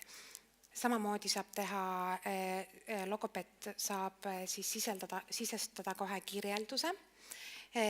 Siin on ka kirjas, et kus ta paneb kirja, et milleks see on tehtud ja kuidas harjutust sooritada, et klient nagu ise ka nagu loeb kirjeldust või siis enamasti kõnekahjustusega inimene koos nagu siis sellise nii-öelda tugiisikuga või kellegagi koos harjutab. Sätetest saab kohe valida ka tähesuurust, harjutamise kestvust, laadimise kiirust ja jagada seda ka teiste logopeedidega, et selline võimalus on ka. Et tähesuurus on selline väga oluline punkt muuseas, et kuna raamat seda ei võimalda, aga teatud kõnepuuete puhul näiteks ongi vaja trükitähte, on kirjatähte vaja, on suuremat, väiksemat ja harjutusi tuleb järjest juurde, et siis sellest sõltuvalt on ka nagu jaotatud, et on üks, mille järgi meil on jaotatud, on keeletasandi järgi, et hääldamine, sõnavara, grammatika, tekst, lugemine ja kirjutamine, need on sellised põhilised, mida logopeed kasutab või on harjutuste tüüpide. Nüüd kõnekahjustusega inimeste puhul on kõneautomatism on väga oluline. Sõna, sõnaühend, lause, tekst, et ta saab nagu kõrvalt niimoodi valida, et mida ta treenib, et kui kõnet üldse ei ole, et siis ta hakkabki treenima kõneautomatismi järgi, mis on siis näiteks sellised nädalapäevad ja kuunimetused ja nii edasi, et sellest tekib juba selline tahtliku kõne treenimine, et alguses on automaatse. Ja 3. alaeesmärk oli meil kõnesamplite kogumine kasutajatelt, mis on nüüd selle esimese kõnetuvastuse punktiga seotud, et kuna tegelikult seal kõnetuvastuses ei ole ju senimaani ka kõnepuudega inimeste kõnesampleid nagu kasutatud ja üleüldse ei ole eesti keeles analüüsitud eriti kõnepuudega inimeste fonoloogiat ja foneetikat, et pole sellist andmebaasi ja meie suutsime siis koguda 4 tundi praegu kõnesampleid, mis nüüd võimaldab eestikeelsete kõnepuudega inimeste fonoloogiat ja foneetikat uurida, erinevaid vorme. See on selline võib-olla suure asja algus, et seda on nagu hästi vähe, aga need inimesed, keda me uurime, et need ei ole ka sellised väga usinad ja ei suuda nagu päev otsa neid sõnu nimetada, vaid nad on ikkagi väsivad kiiresti, aga vajalik on uurida, et teha ka logopeedilist nagu teadust. Ja annavad võimaluse arendada ja testida kõnetehnoloogilisi seadmeid ka siis. Siis minu isiklikust kogemusest nii palju, et mul võib-olla selline, miks ma seda alustasin selle projektiga või üldse selle platvormi arendamisega oli see, et ma nägin selliseid asju oma töös, mis nagu tundusid mulle nagu täiesti kohatud. Et kui mina võtsin oma töös näiteks ühe teraapia üle, kust tuli kõnekahjustusega 65, see oli umbes sellises vanuses härra ja ta tuli mõmmi aabitsaga, et õpime lugemist ja kõne mõistmist, siis minu jaoks tundus see nagu väga kohatu, aga tegelikult eesti keeles ei olegi ju sellist raamatut, kus on nagu täiskasvanud inimesele sobivad lühikesed laused, et treenida või taastada kõnet. ja siis mulle tunduski, et okei, et iga logopeed omas kabinetis ega ei jõua ka neid lauseid koostada ja teha, et see võiks, ja siis mul nagu tekkis nagu selline mõte, et ei, et nagu mõmmiaabits, no ei ole kindlasti see vahend nagu, millega, et mõni võtab huumoriga ja tõesti taastabki oma kõne, aga mõni ei tulegi rohkem logopeedi juurde, ja selleks ei saagi olla laste keeleõpiks, selleks tegelikult ei olegi sobivat vahendit, et ja siis, vaata, mis punktid, et seda platvormi saab kasutada praegu, ma näen, et siis päris igas vanuses kliendiga. Nüüd seda ei saa tõlkida teistest keeltest, kuna see on ikkagi niivõrd keelespetsiifiline, samamoodi on kõnepuuded keelespetsiifilised ja see on siis nagu Eesti oma logopeedide poolt praegu arendatud. Sobib väga erineva kõnetasemega, me küll oleme, meil on nagu mõttes oluliselt rohkem, et kuidas veel kogeluse, teiste kõnetakistustega, hääldushäiretega ja kuidas nagu selliseid kõnehäireid siis hinnata paremini ja viia läbi teraapiat selle keskkonna kaudu, et kuidas kasutada tehnilisi võimalusi rohkem, et siis kõne valjuse, kõne tempo, kõne ütleme seal erinevate omaduste mõõtmist. Nüüd tagasisidest oleme saanud teada ikkagi, et oluliselt rohkem harjutatakse kõnet tänu sellele keskkonnale ja siis meil on mitmed eakad kliendid ostnud, nende lapsed või lapselapsed on ostnud neile arvuti, et siis kõnepuudega inimene saaks taastada oma kõnet. See on nüüd mitmekesine ja pidevalt täienev keskkond, nüüd tänu mallidele veel kiiremini täienev ja meil on kontakt tänu sellele keskkonnale sellistelt inimestelt, kes varem ei olnud üldse logopeedi juurde sattunud.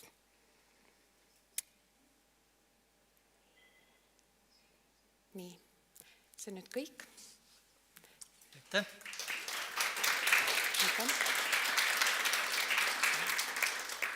Nii, küsimusi ootame.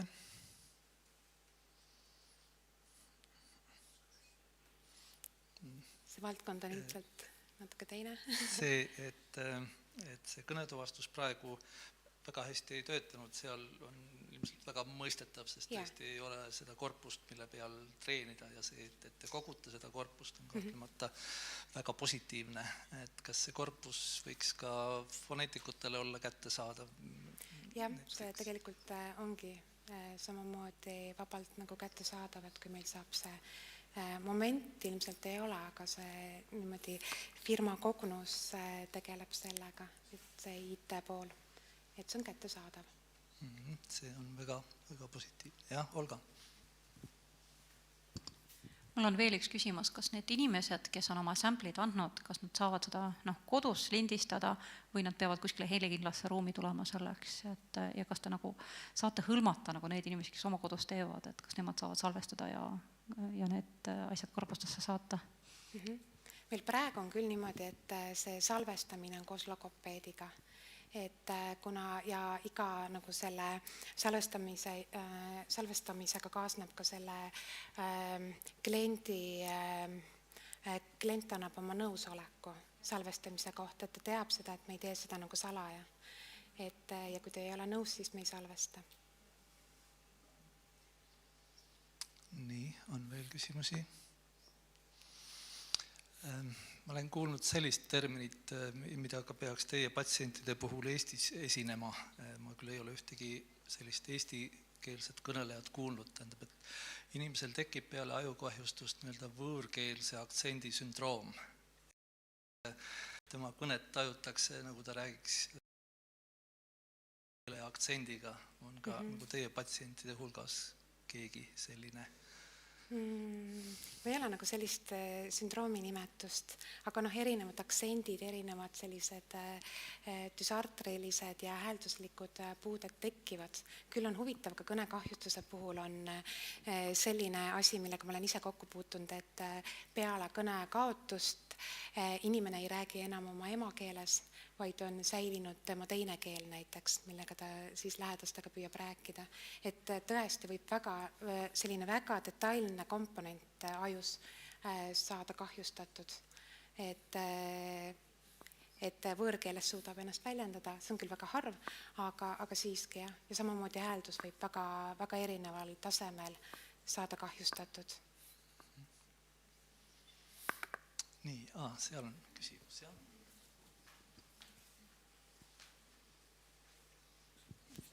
Aitäh. Ma tahtsin küsida, et ma saan aru, et teie ei saa päris keeleõppe ülesandeid ja harjutusi üle võtta, aga mis te arvate, kas teie välja töötatud kas või need samad pildituvastus ja häälduse kvaliteedi hindamine võiksid olla just keeleõppijatele ülekantavad või siis ka emakeeleõppijatele? Jah, tegelikult kasutatakse keeleõppel meie seda, mul on endal vastuvõtus, eravastuvõtus on mitmed keeleõppijad sattunud ja nad kasutavad edukalt seda niipidi küll, jah. Et meil on nagu teatud harjutused on, mis toetavad psüühilisi protsesse, mälu, tähelepanu, mõtlemist, et see on ju keeleõppes ka nagu vajalik. Et niipidi saab, jah. Et meil tegelikult on seal nagu tasandites isegi on nagu saabki kasutada ka, et märksõnad keeleõppe, et millised harjutused sobivad, et niimoodi saab leida lihtsamalt üles, kuigi jah. Nii, igal juhul väga vajalik töö ja me kõik oleme potentsiaalsed patsiendid, sest ei või iial teada, millal see insult või mingi muu jama kaela tuleb. Suur tänu!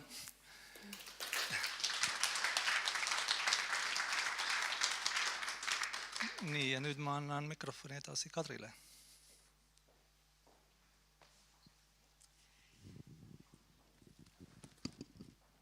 Ja olemegi jõudnud oma tänase väga sisuka, aga siiski juba pika päeva viimases sessiooni, mis on siis postrite ja demode sessioon, mis tähendab seda, et kõigepealt tahaks igalt postri või demo esitajalt kuulda kuni 5-minutilist, arvutiga kohmitsemine läheb selle 5 minuti sisse, kuni 5-minutilist tutvustust, miks peaks keegi tulema tema postri või demoga tutvuma. Ja võtame siis lihtsalt selles järjekorras, nagu siin nimekirjas on, et Heili kõigepealt.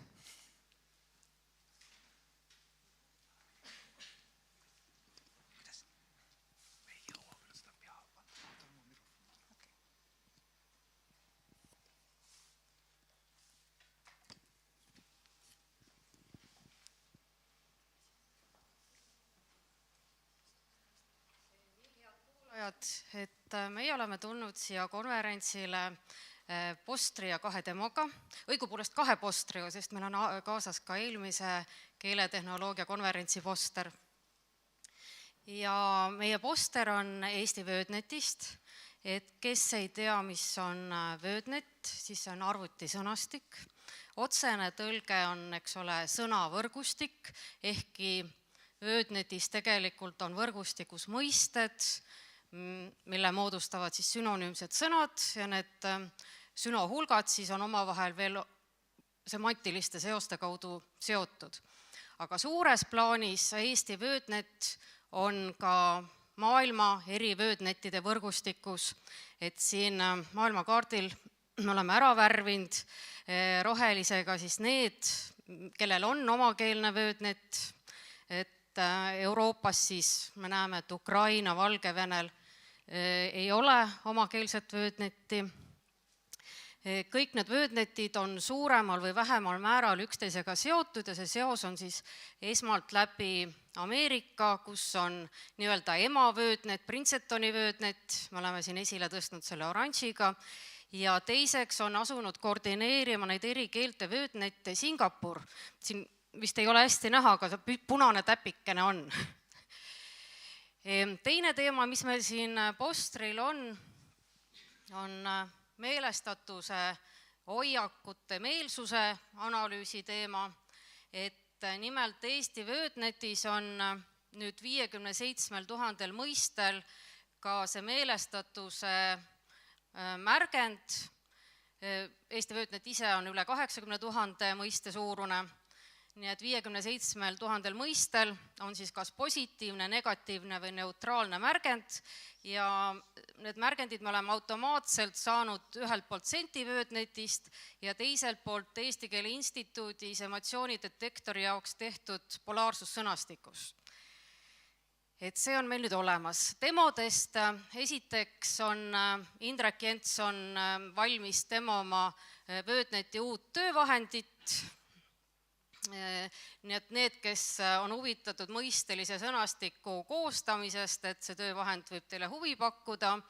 Ja teiseks demob Sven Aller ühe tudengi lõputööna valmivat teksti lihtsustamise programmi, ehk siis, et ta kasutab Vöötnetti selleks, et kui on väga spetsiifiline, ma ei tea, kas koeratõug või midagi, et siis ta lihtsustab selle nagu ülemmõiste kaudu ja paneb sinna koer näiteks siis.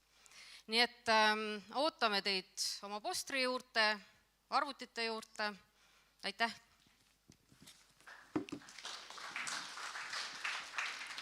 Aitäh Heilile! Ja järgmisena kõnesünteesi täiustamine ja kasutusvõimaluste laiendamine. Kes teil esineb?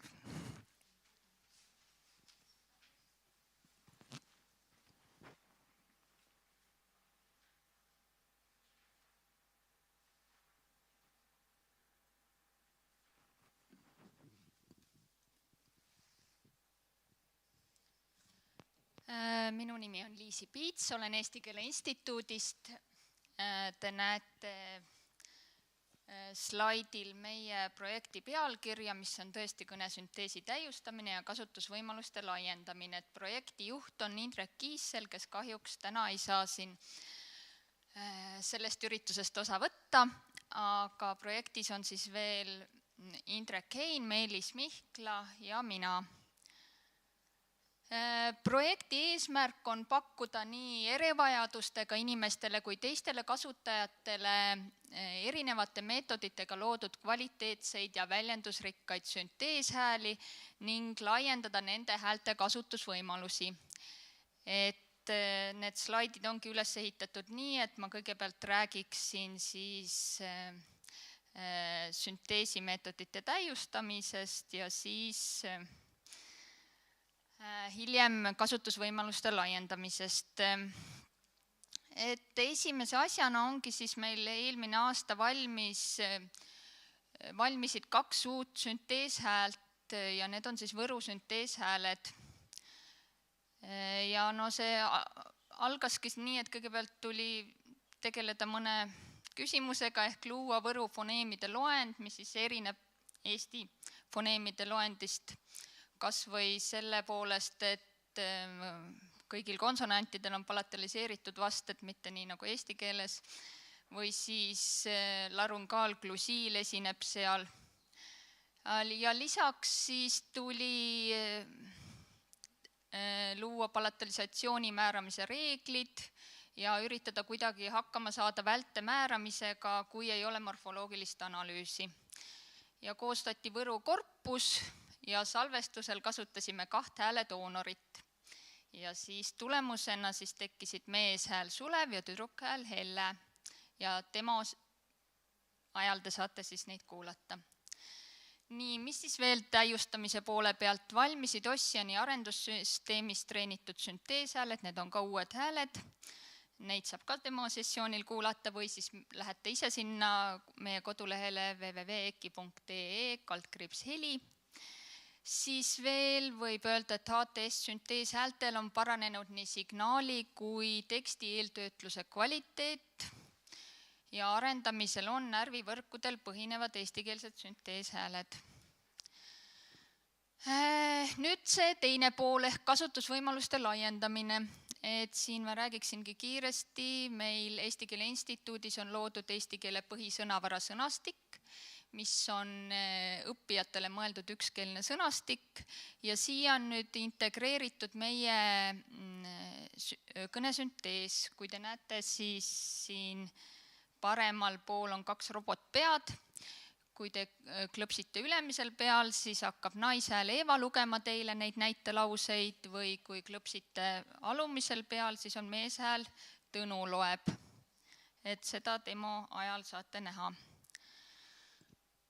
Nii kiiresti mainin lihtsalt, sellest räägib Indrek Hein pikemalt, aga helindamissüsteem Vox Populi on meil, siis veebiuudiste non-stop ettelugeja ja samuti on võimalus, kui teil on alla laetud eestikeelne sünteeshääl, siis on võimalus teksti ette lugeda Wordis või Google Chrome'is. Nii, ja siis on meil ka tasulistesse süsteemidesse integreeritud süntees, ehk siis on olemas Elisal raamatute ettelugemissüsteem, raamatu iselugeja.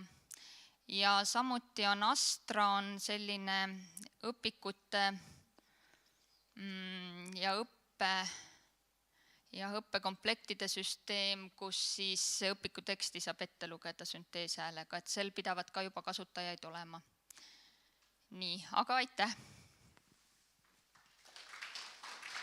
Aitäh! Ja järgmisena Kadri Muisnek räägib, miks kuulata sihipärast syntaksi vaadata.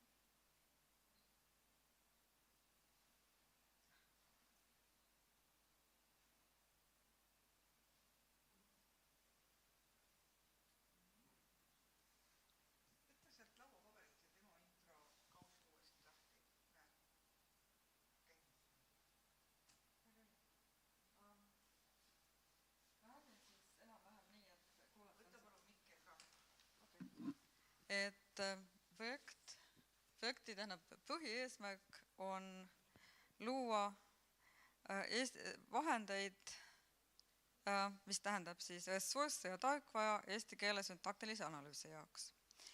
Projektil on mitu alleesmärki, aga selle 5 minuti jooksul ma keskenduksin siis sellele, et üks ja võib-olla siis nagu põhiline meie eesmärk on olnud teisendada eesti keele sõltuvuspuude pank, see on siis süntaktilise struktuuri suhtes märgendatud korpus sellisele kujule, mille nimi on Universal Dependencies, mis on siis selline rahvusvaheline initsiatiiv eesmärgiga luua keelest sõltumatu või mis tähendab kõigi keelte jaoks sobiv sõltuvussüntaktiline märgendussüsteem eesmärgiga märgendada selle järgi võimalikult paljude keelte korpused ja selle kaudu, selle peal treenida siis vahendeid, mis sobiksid võimalikult paljude keelte süntaktiliseks analüüsiks.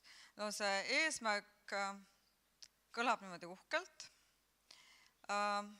ja kaasa on tulnud selle initsiatiiviga tõesti umbes nagu 60 puudepanka hetkel, et kas see süsteem tõesti on keelest sõltumatu sellisel moel, et ta sobib väga hästi kõigi keelte analüüsiks. Selle peale siis need, kellel on lingvistilist või keeletüpoloogilist teadmist, võivad nüüd ise mõelda, et kuidas see võiks siis olla. Muidugi see tähendab seda, et seal taga on tugev lihtsustus, eks ole. Aga mis me tegime siis möödunud aastal me läksime üle selle Universal Dependencies märgendusskeemile, mis ta oli vist esimesele versioonile ühesõnaga, aga siis selle initsiatiivi taga olevad põhiliselt nagu keeletehnoloogid, aga paar keeleteadlast leidsid, et see versioon 1 siiski päris hästi ei sobi, et me anname välja versiooni 2, mis erineb varasemast versioonist olulisel määral ja siis mis tähendab seda, et sellel aastal me tegeleme põhiliselt üleminekuga versioon 1-lt versioon 2-le. Ja kui te tulete, vaatate meie plakatit ja seal demosessiooni ajal, siis te näete veel palju huvitavaid ressursse ja vahendeid, mida me selle projekti raames oleme loonud. Suur aitäh! kõlab piisavalt põnevalt ja nüüd palun, et Neeme ja või Krista tulevad, räägivad, mida me täna näitame Keeleressursside Keskuse teenustest ja mida pigem homme.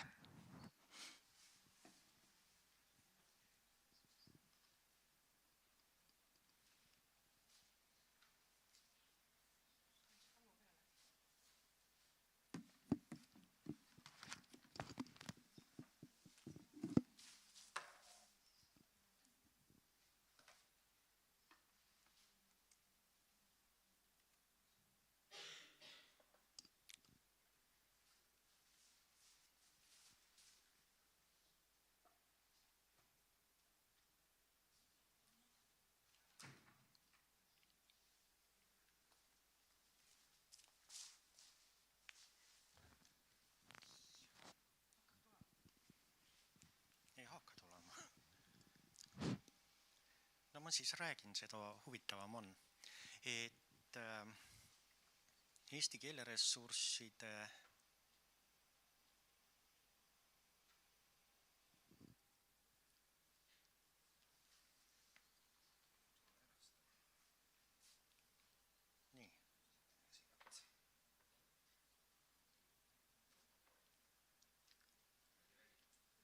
Eesti keeleressursside teenustest ja tegelikult on need teenused, mida on juba ka möödunud aastal näidatud, siis play lihtsalt. Ja.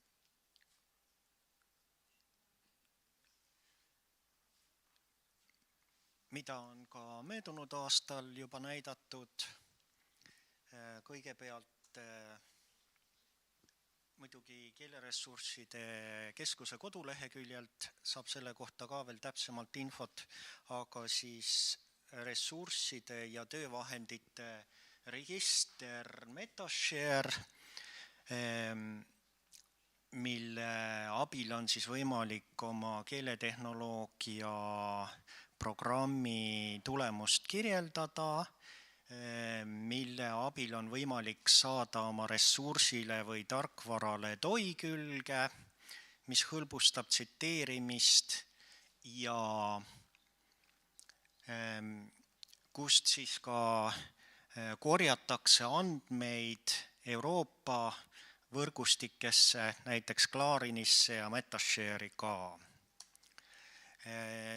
Eesti Keeleressursside Keskusel on olemas oma GitLab, võite vabalt kasutada ka selle teenuseid.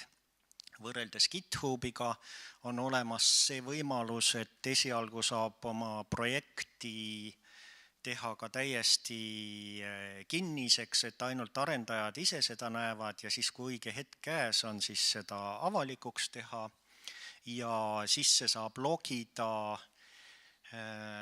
kõikide Keeleressursside Keskuse asutuste kasutajatunnusega, et selline võimalus on täiesti olemas. Näitame keeleliini, Krista, eks ju, ja võib-olla keeleliini tasub tähele panna just selle mõttega, et kui teil on olemas selline kena vahend, nagu siin Sven enne näitas, STNLTK-d näiteks, või on mingisugune muu väiksem asi, et kuidasmoodi seda teha siis kättesaadavaks nendele inimestele, kes ei ole programmeerijad, kes tahaksid lihtsalt nagu hästi lihtsate vahenditega asja saada. Ühesõnaga nii-öelda see Eesti veebliht. Ja ma ei julge nüüd öelda, kas täna, aga homme kindlasti on võimalik veel ka korpi vaadata, selle kohta mul isegi praegu siin pilti ei ole, aga kes tõesti väga tahab ja täna ei ole, et siis näitame korbi ka ära, kui vaja. Aga muidu homme kindlasti. Korpi näitab Olga. Jah, korpi näitab Olga. Jah, olgu, aitäh.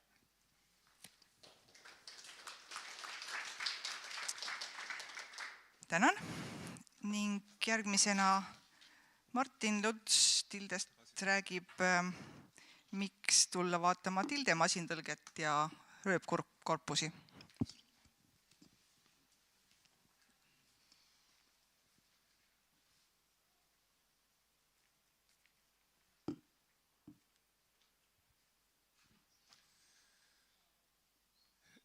Tilde osaleb Eestis siis kahes keeletehnoloogia projektis, üks on rööpkorpuste kogumine ja teine on siis sellel baseeruvate masintõlkesüsteemide treenimine. Et kui ma mõtlesin, kuidas ma nüüd teen demot rööpkorpuste või paralleelkorpuste kohta, me oleme nüüd korjanud 4-5 aastaga Eesti-inglise, Eesti-vene, Eesti-läti rööpkorpusesse umbes suurusjärgus 25 miljonit sõna, see on siis ühes korpuse pooles. Ja kui ma peaksin nagu demo tegema, siis oleks umbes, ütleme, selline riiul raamatuid. Et see on suurusjärgus 1000 raamatut.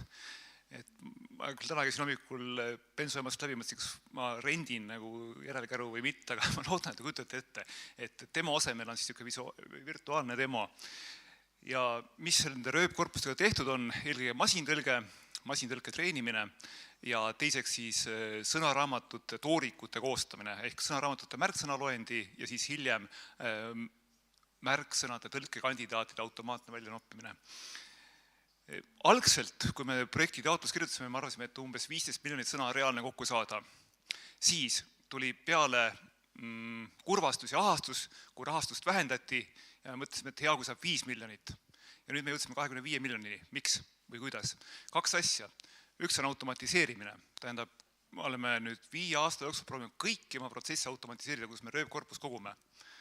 Alates veebist alla tõmbamisest, alates automaatsete raamatu selgade kilotiniseerimisega, OCR-iga, skännimisega, joondamisega, kvaliteedikontrolliga isegi pistiliselt. Mida me ei ole suutnud automatiseerida, on taotluste kirjutamine ja ettekannete tegemine. Et need 2 on nagu jäänud sinna. Mis nagu takistab, me võiksime veel rohkem sõnu pakkuda, aga miks me seda ei tee, on see, et me proovime anda kvaliteetse korpust. Ühesõnaga, et oleks võimalikult palju seda, mida raske leida, näiteks ilukirjandus. See on väga ajamahukas, koos Rahvusraamatukoguga oleme seda teinud. Ja see nagu ei võimalda suuremat arvu anda, aga ma loodan selle võrra nagu see korpus kvaliteetse on ka teiste rakenduste jooks. Nüüd korpusel põhinev masintõlge. Miks Tilde teeb masintõlkesüsteeme? On 2 põhjust. Üks on nagu sisemine, see on see, et tõlkefirmana ellu jääda. Nüüd aprilli lõpus tuleb eelkaitsmisele üks meie töötaja magistritöö, mis siis mõõdab Oracle'i esindamisel kasutatud spetsiifilise masintõlkesüsteemiga saavutatud efektiivsust ajas. Ja esialgne number on see, et see on umbes 25%. Ühesõnaga, selle võrra on siis nagu see hind odavam, firma kasum suurem ja tulevikus üldse firmal võimalik nagu ellu jääda, et ilma masintõlketa ei ole võimalik teha tehnikatõlkeid. Et see on selline nagu paratamatus. Nüüd, kui Tanel, sa vist näitasid ennem hommikupoole, et palju on nii-öelda suuremate keelepaarid, see oli inglise, prantsuse, inglise, ma ei mäleta, hispaania vist, et nende vahel, et kui BlueScore'is mõõta erinevaid masintõlkesüsteeme, BlueScore'is mõõdab, ütleme väga lihtsustatult seda, et palju siis on masintõlge vastab ideaalile ehk inimtõlkele. Nüüd 100% on saavutamatu, kui teine inimene tõlgib, siis see protsent on umbes 80, et saada nagu proportsioon paika. Et seda võib nagu võrrelda kas siis kõne näiteks analüüsi word error rate'iga. Kui üldjuhul kõik süsteemid, masintõlkesüsteemid, mis on üldvaldkonna omad, Microsoftis, Google'is, Tartus, Tildest on enam-vähem niimoodi 20% juures ehk piltlikult öeldes iga 5 sõna on õige, väga lihtsustatult. Siis spetsiifiliste süsteemide, näiteks infotehnoloogia valdkonna oma tõstab seda protsenti tunduvalt suuremaks, seda BlueScore'i. Ja sellega nagu Tilde töötabki, et me treenime väga spetsiifilisi süsteeme, mitte nagu oma tarbeks ka, vaid näiteks meditsiinivaldkonna jaoks, et kui te satute nüüd lähima paari aasta jooksul arsti juurde ja arst ajab näpuga ravijuhendist järge, küsige, kas see on eestikeelne. Kui see on eestikeelne ravijuhend, siis väga tõenäoliselt on tõlgitud masina abil. Pluss veel muidugi on spetsialist üle vaadanud, aga olge ettevaatlikud, et pigem jääge terveks.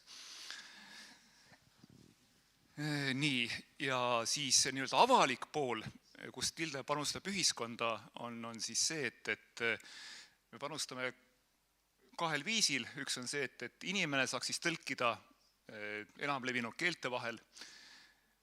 Masintolge.ee on siis kättesaadav brauseripõhine süsteem, lisaks veel Android, Google'i Android, Maci ja iPhone'ide ja siis Windowsi perekonnas on äpid ja teine viis on, mis on üllatavalt suur huvi tekkinud viimasel ajal, on appide kasutamine. Et meie poole pöörduvad arendajad, kes soovivad oma süsteemidesse masintõlget. Ja Tilde API on avalikult kättesaadav Tilde kodulehel. Kõik süsteemid, mida me teeme selle programmi raames, on tasuta, kättesaadavad, me jooksutame neid siis haridusministeeriumi raha toel. Ja kohe lõpetan. Ja need, kes API-de jaoks on nagu liiga kanged nagu mina, et või siis masintõlk, tahate saada seletust, et miks masintõlge ei tööta hästi, siis selle jaoks on teaduslik raport keeletehnoloogia veebis 2016. aastas, kus me siis seletame teaduslikult ära, et miks masintõlge ei tööta.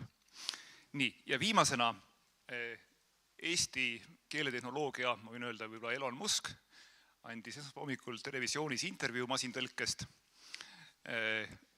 Vaadake seda, täna juba seda vaadata, aga üks vahva asi on see, et URL, mis viitab sellele videole, sisaldab sõna meelelahutus. Et niimoodi on siis nagu Rahvusringhääling selle masintõlkega klassifitseerinud ja siis me töötame siis koos Markiga selle kallal, et siis järgmise 5 aasta jooksul oleks nagu asi teise täägiga. Okei, aitäh!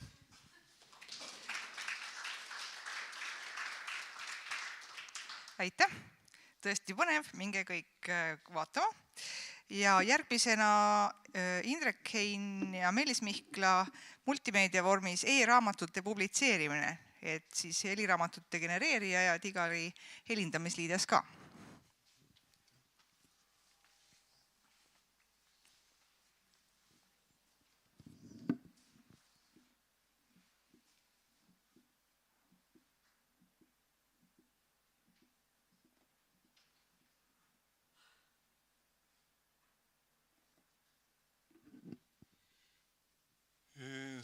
Multimeedia vormis e-raamatute publitseerimine. Selle projekti initsiaatoriks oli Eesti Digiraamatute Keskus, kes siis teeb ja vahendab kirjastuste e-raamatuid. Ja 2 aastat tagasi e-raamatute turg moodustas kuskil 3% kogu raamatuturust ja kirjastajad olid siis huvitatud ettelugemisvõimaluse lisamisest e-raamatutesse lootusega, et see protsent võiks siis suureneda. Me ise olime esialgu väga skeptilised selle suhtes, kuna enamus eestikeelseid e-raamatuid on ilukirjandus ja kes siis ikka tahab sünteeskõnes ilukirjandust kuulata. Ja teiseks selle projekti katalüsaatoriks oli see, et 2 aastat tagasi tuli välja uus e-raamatute formaat EPUB 3, mis siis võimaldab audio ja videofaile e-raamatutele lisada. Projekti eesmärgiks on siis luua tööriistad e-raamatute multimeedia vormis publitseerimiseks, mis kergendaksid toimetajate tööd ja võimaldaksid siis sünteeskõnes ettelugemise teenust.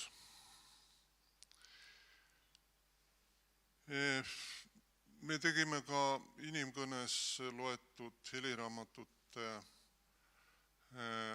analüüsi, akustilist analüüsi just kõneprosoodia osas, et uurisime, kuidas näitlejad fraseerivad teksti, kuidas otsest kõnet loetakse, millised häälemuutused. Ja sellest saime siis üht-teist kasulikku sünteesiks. Ja Indrek Hein on siis loonud sellise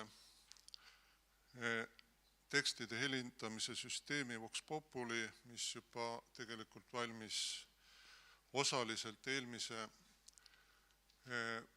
raamatukoguga seotud projekti raames ja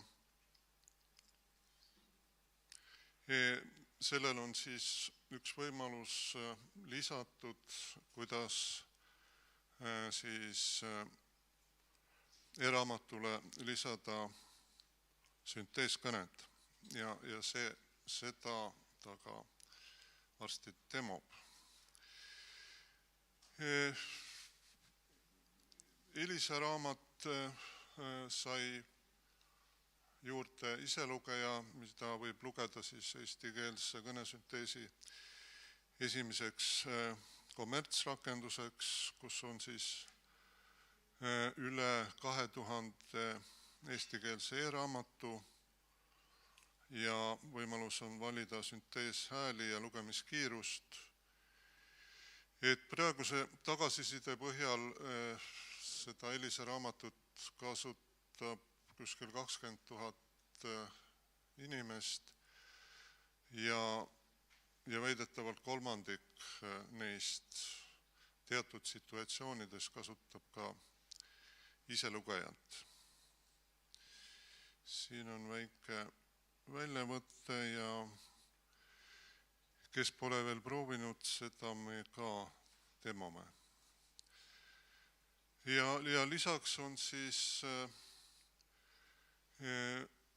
üks firma, kes tegeleb siis digiõpikute ja digitöövihikute loomisega, et sinna liita ka siis õpikute ettelugemisvõimalus. Praegu seda vist on paari õpiku puhul tehtud ja seda näitab aeg, kuivõrd sellest kasu on õppetükkide omandamisel. Nii, see oleks kõik.